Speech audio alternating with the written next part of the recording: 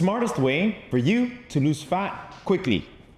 So I know you have a lot of questions and you may be wondering, Dr. Mike, what do you mean quickly and why should I listen to you? Number one, I'm a medical doctor. I'm also a scientist. I majored in biochemistry and microbiology. But on top of that, I practice what I preach. So out of the 5 times that I lost my belly fat, 2 out of those 5 times, including right now, I've done it as little as 90 days. Right now, I've lost more than 1% of my body weight per week. But how much exactly? Over the last 30 days, I've dropped 10.6 pounds, which is equivalent to 1.4% of my body weight per week without any side effects, and I am sure that it's only muscle. Let me share with you the 5 simple steps that I'm following.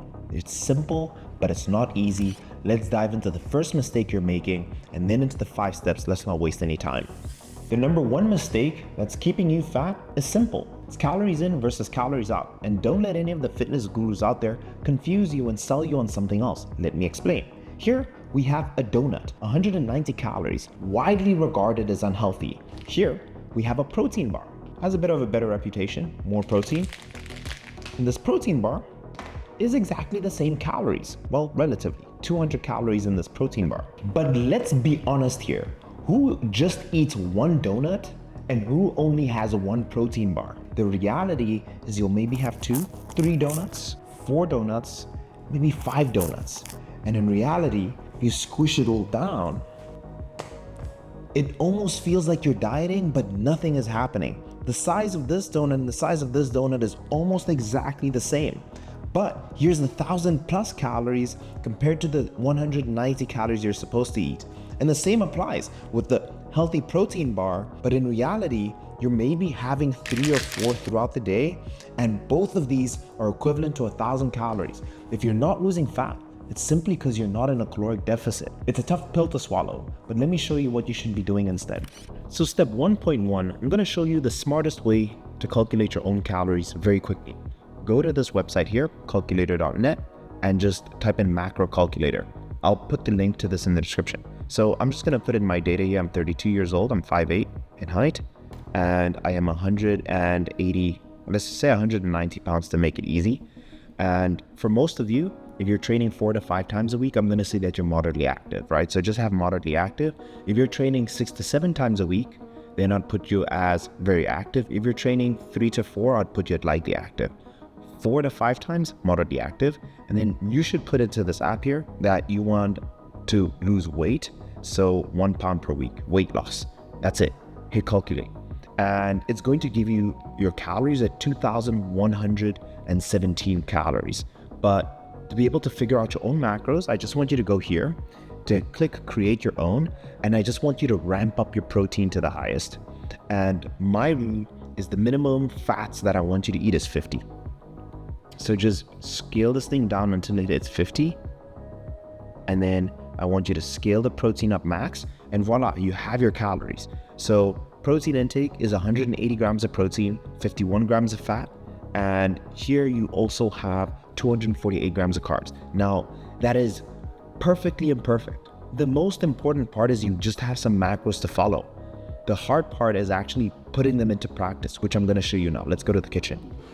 Hey, if you're a busy professional, you're a CEO, you're a doctor, you're an entrepreneur, you're an executive, I'm gonna put on my coaching hat and give you the best advice. Over the last 4 years of my company, Sculpt by Science, December 31st, I get so many messages that I cannot even deal with it. I don't even wanna look at my phone because of the messages that I get from people trying to get into incredible shape. And I understand, you're busy, you have your family around you right now, you're enjoying the holidays, and you're like, hey, you're gonna reach out to me on January 1st because that's when you want to start. Being able to build out a comprehensive plan, doing all the tests we need to, and for us to do the work required, it's actually the best to give us a heads up and notice.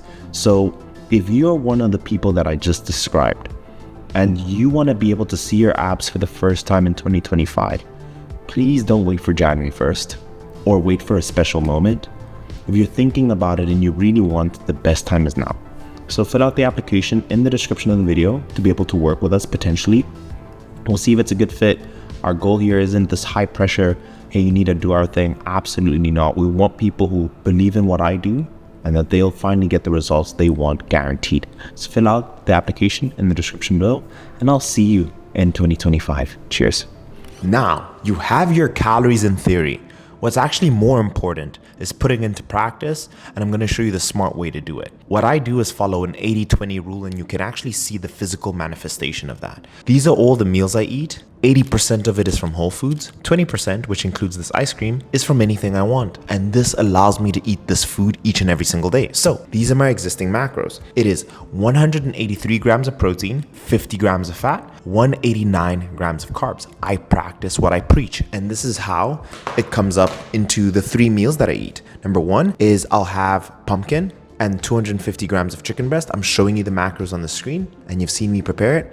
The second meal that I have is 4 wraps. And then the third meal I have right before I go to bed is this entire tub of ice cream. I've eaten the exact same food for the last 30 days. And why this helps you lose fat is very simple. It is predictable, so that you're not making mistakes every day, and then you're not like trying to finesse yourself of like, oh, let me have this protein bar, or let me have this, or hey, I need to have that. Once you set yourself some hard rules, it's much easier to follow those hard rules. It's black and white. You're either going to jail or you're not. So eating the same food is very predictable. I can also see in my body how my body reacts to that food each and every single day. So I can guarantee, or I have a higher degree of certainty, that I'm in a caloric deficit because I'm eating the same food each and every single day. And actually, I ate this food in the past, so I knew that if I ate it again, that I was going to lose weight, especially in the exact amount in terms of quantity. Then the final thing I want you to do, this is up to you. You need to take your phone and download an app like Lose It or MyFitnessPal and track everything,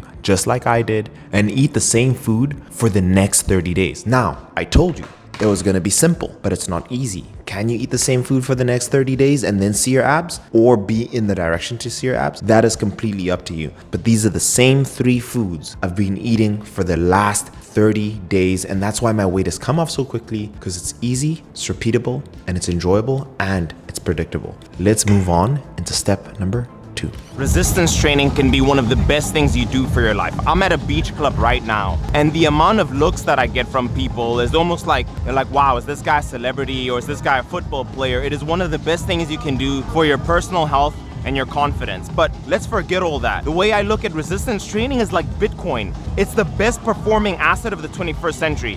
Bitcoin rises really quickly, it also drops really quickly, but if you zoom out, it is the best performing asset, and it increases over time. It's a long-term investment, the same thing to do with your muscle mass. Also, with you getting more muscle, it is gonna help you in terms of your overall health into the future. Let me explain why. The more muscle you have, the more it functions as a sponge. So when you eat carbohydrates, your muscles are gonna use that as glycogen. It's gonna help you boost your testosterone. It's gonna help you boost your overall metabolism and help you burn more calories. And in terms of losing your belly fat and getting in great shape, the more muscle mass you have, the less body fat percentage you have. So even now, I have a 6-pack at a higher body fat percentage because I invested in resistance training. Now that you understand why it's so important, I've just touched on a sliver, but you can train as little as 3 times per week and as much as 6 times per week. And before I get into the complexities, I'm gonna give you a 3-day training plan. You're seeing it on screen right now. 4-day, 5-day, because I want you to win. So use any of those programs. If you're intermediate to a beginner, if you've been training for 5 years, this program will help you build muscle. So just use that, copy me, it works. It'll get you to where you need. When you start getting into pro status like me, then hire a coach, make them build you a plan to focus on your lagging muscle parts, and you're gonna be so happy for it. Your future self is gonna thank your past self for making that decision. Let's move on into the next point. Step number 3 is formal cardio. This is the secret weapon. This is what we call the accelerant to being able to lose fat quicker. This is what we call our nitros in our car to go faster. So what I do exactly is the first target. With cardio, it's a cardiovascular exercise. My main target is to get my heart rate to 140 beats per minute. This is what we consider our zone 2 form of cardio. So that's your goal. Get your heart rate to 140 beats per minute. And this will tap mainly into fat stores instead of your glycogen, so you can burn fat quicker. Because again, we want to speed up fat loss. So this is exactly my routine. In week 1, I'll start 3 sessions of cardio for 20 minutes. Week 2, 4 sessions for 20 minutes. Week 3, 5 sessions, 20 minutes. And then I'll continuously increase the duration so I can burn more fat. But your diet needs to be in check. If you don't have your diet in check, this is a waste of time. So if you guys want me to give you a step-by-step play of my cardio routine on the treadmill that has allowed me to get this physique, comment down below, Dr. Mike, show us your full treadmill cardio routine, and I'll make that happen. Let's move into step number 4. If I had to make a bet between two people, one would run for 365 days, and the second person would have to walk 365 days to lose belly fat, I'm going to vote for the person walking each and every single time just on the basis of consistency. But research has also shown that walking taps mainly into fat store compared to running. Because it's so high impact, it needs a quicker source of energy, which in this case is always going to be your source of glycogen. Now, in terms of calories burned per minute, running will always win, but in terms of consistency, the marathon, walking is always going to be your best bet. So this is what I recommend, and this is how I got here. 15,000 daily steps. I know that's high, and this video is about quickly losing belly fat. If you go 15,000 every day on average and more, your fat's gonna melt off. What I see so much with all of the clients that I've ever worked with is that their activity, their number of steps was so low. 5K, 3K. So if you go to 15, that fat's gonna have to go somewhere and is gonna be burnt off. So I highly recommend, if there's one thing you do in 2025, just walk more. And you're gonna see your body fat percentage come down 5-10% just doing that alone. But again, remember, it's a game of consistency. So make sure you're doing 15,000 on average every day. And again, if you're at 5K right now, if you open the Health app or Samsung Health, then you see you're at 5K and you go to 10, voila, you'll probably start losing more fat. But if you go to 15K, more is always better. Just so you guys can see, I practice what I preach. It's 4:38 p.m. right now, and I'm at 12,000 steps. So when I hit 15, that's when my circle closes. And in case you guys wanted to know what this app is, it's pedometer plus, and I added the widget. I'm in Dubai right now. I'm walking on the beach, obviously filming this video. And the way everyone is looking at me and smiling at me is low-key creepy. KK's smiling now because he sees it too. So just this simple moment. I'm a married man. I've been in this shape before, but it's always flattering. So if you're ever struggling with confidence, get in shape. Just see what it does for you. Being seen is nice. 10 hours before bed is when you want to have your last little bit of caffeine. Caffeine has a half-life of about 5 hours. So if you're drinking a cup of coffee at 5 p.m., by 10 p.m., you would at least have half of this coffee still in your bloodstream, keeping you awake and preventing good quality sleep, which is usually what's blocking all of your blessings in terms of losing your belly fat. And what happens too is that it's an endless cycle. You're feeling low in energy, so you drink a cup of coffee and then you get bad sleep, so you're feeling low energy in the morning. Then you're just in this endless rut of more caffeine, low energy. But the best thing you can do is 10 hours before bed, no more caffeine. So if you're trying to go to bed at 10 p.m., 12 o'clock has to be your hard cutoff in terms of caffeine. And you'll notice that you'll get to bed quicker, you'll feel more energetic in the morning, and you'll start performing better and the weight will come off. So no more caffeine 10 hours before bed. In 10, 3, 2, 1, the 3 means simply 3 hours before bed, you should have your last meal. And I'm going to talk to you about why this meal here specifically is so special. But think about it this way. If you have a meal, you're digesting it with your mouth, that's mechanical digestion. And then in your stomach, and then in your intestines, it's undergoing chemical and mechanical digestion. So if you're trying to go to bed, why would you keep this factory, which is breaking down all the components of this food on? Because it takes many hours for your body to digest this meal. And this is very likely why you guys aren't getting good quality sleep, because while your brain and your heart rate is starting to decrease, your entire intestinal tract, your entire alimentary canal is functioning. So 3 hours before bed, you want to have no food. On top of that, something I really love about this particular meal is 2 things. Number 1 is the protein.